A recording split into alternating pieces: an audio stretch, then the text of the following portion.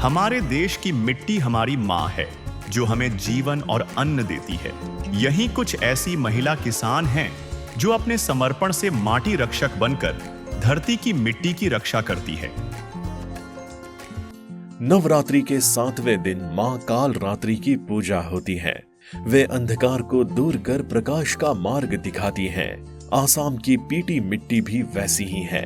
दलदली और नमी वाली जमीन से बनी ये मिट्टी सदियों से यहाँ की खेती का आधार रही है।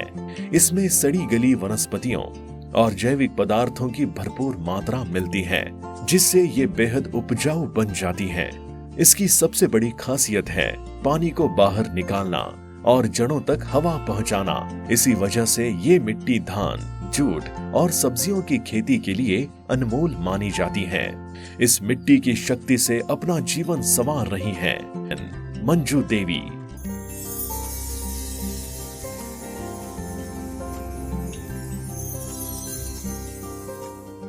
नमस्कार, मोर नाम मंजू बरुआ। मोर घर शिवसागर नाजिरात।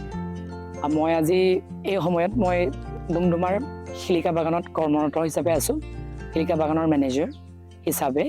আৰু মই টিট ইণ্ডাষ্ট্ৰীত মই যোৱা 25 বছৰ ধৰি মই চাহ উদ্যোগৰ লগত জড়িত হৈ আছো, চাহ খেতিৰ লগত জড়িত হৈ আছো। আৰু এই 25 বছৰত মই চাহৰ খেতিক বুজিবলৈ চেষ্টা কৰিছো। চাহৰ খেতিক আমি মোৰ ফালৰ পৰা কেনেকুৱা ধৰণৰ কণ্ট্ৰিবিউশ্যন অহৰহ চেষ্টা কৰি থকা হৈছে। আৰু আচলতে কি মই আচলতে মোৰ বেকগ্ৰাউণ্ড কোনো টি নাছিলে। মোৰ ঘৰ মই এগৰাকী সাধাৰণ গাঁৱৰ ছোৱালী আছিলোঁ। মোৰ জন্ম নাজিৰাৰ এখন চানবছা গাঁৱত, আৰু তাতে মই শিক্ষা গ্ৰহণ কৰিলোঁ আৰু মোৰ শৈশৱ তাতে পাৰ কৰিছোঁ। বিশেষকৈ মোৰ দেউতা এজন শিক্ষক। তাৰ পিছত যেতিয়া মই টি বাগানৰ কাষেদি অহা যোৱা কৰিবলৈ আৰম্ভ কৰোঁ, যেতিয়া আমি জাৰ্ণি কৰোঁ, তেতিয়া টি গাৰ্ডেন এখন দেখি মোৰ মনত এটা খুব কৌতূহল হ'বলৈ ধৰিলে আৰু টি বাগানত টি ষ্টেটত জইন কৰিবলৈ মন গ'ল।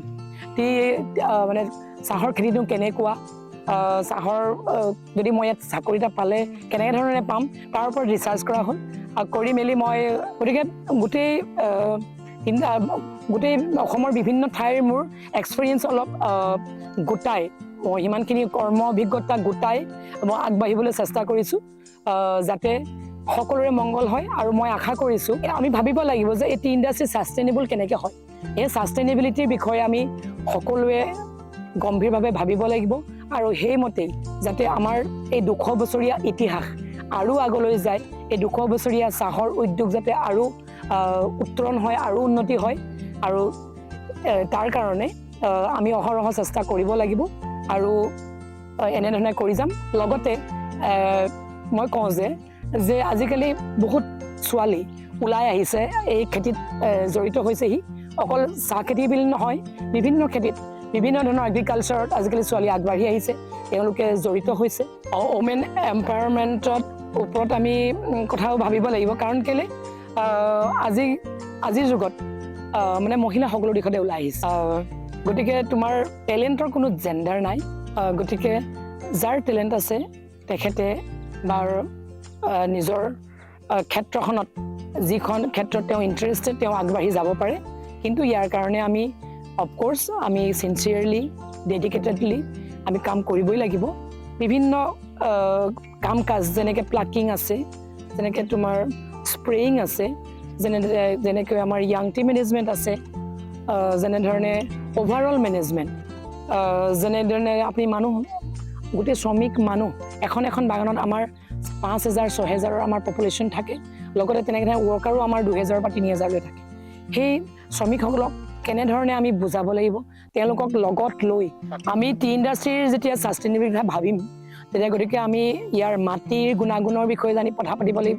মাটিৰ বিভিন্ন ছইলৰ আমাৰ মেনেজমেণ্টৰ কাৰণে আমি প্ৰচেষ্টা কৰিব লাগিব, কাৰণ কেলে অভাৰ দি ইয়াৰ্ছ মাটি ডিগ্ৰেডেশ্যন হৈছে। গতিকে আমি ছইল টেষ্টিং কৰি আৰু তাত ছইলৰ আপুনি কাৰেকশ্যনৰ ব্যৱস্থা কৰিব লাগিব।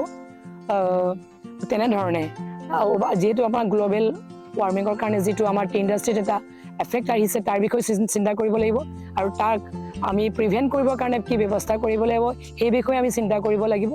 আৰু যিমান পাৰি আমি ছাষ্টেইনেবিলিটিৰ বিষয়ে যদি ভাবোঁ আমি সকলো ফালৰ পৰা সাস্টেইনেবল হ'ব পৰাকে বিভিন্ন ব্যৱস্থা গ্ৰহণৰ আমি কথা ভাবিব লাগিব যে আমি এফৰেষ্টেশ্যনৰ কথাও চিন্তা কৰিব লাগিব আমি সইল ইম্প্ৰুভমেণ্টৰ কথা চিন্তা কৰিব লাগিব আমি ওভাৰঅল হেল্থ অফ দ্য বুছৰ কথাও চিন্তা কৰিব লাগিব গতিকে আমি সকলো ফালৰ পৰা আগবাঢ়িব লাগিব সকলো ফালৰ পৰা চিন্তা চৰ্চা কৰি আমি আগবাঢ়িব লাগিব আৰু তাৰ কাৰণে আমাৰ হাতত আমাৰ ধৰি লওক টেৰিছ এছ'চিয়েশ্যন আছে এইবোৰ্ড আছে তেওঁলোকক আমি সময়ে সময়ে বিভিন্ন ধৰণৰ উপদেশ আমি পাই থাকোঁ আজি 25 বছৰ চাহত থকাৰ পিছত মই গম পালোঁ আচলতে কোনো ডেভেলপমেণ্টৰ বা কোনো কামৰে শ্বৰ্টকাট নাই নাথিং ইজ ইম্পচিবল নিজৰ নিজৰ ক্ষেত্ৰখন যিখন ইণ্টাৰেষ্টেড আমাৰ হেৰি আছে স্ক'প আছে আপোনালোকে ভাবিছে যে মই চাহৰ লগতে জড়িত হ'ব বিচাৰিছোঁ বা মই বেলেগ ধৰণৰ খেতিত আগবাঢ়িব বিচাৰিছোঁ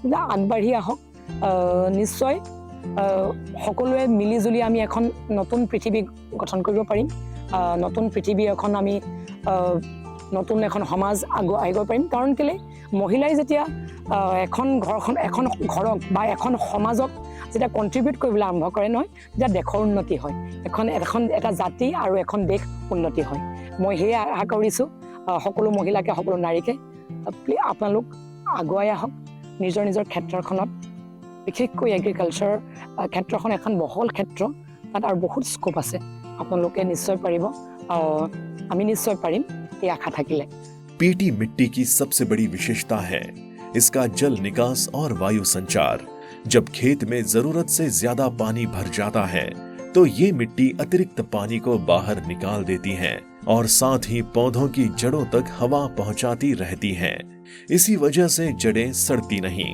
मजबूत बनती हैं और फसल लंबे समय तक स्वस्थ और हरी भरी रहती है मां काल रात्रि की तरह है जो अंधकार हटाकर जीवन में नई रोशनी लाती है आसाम की पीटी मिट्टी भी अपनी जल निकासी और वायु संचार की शक्ति से खेतों में नई जान भर देती है मंजू देवी जैसी महिलाएं ही हैं जो सच्ची नव माटी रक्षक बनकर धरती और भविष्य की रक्षा कर रही हैं।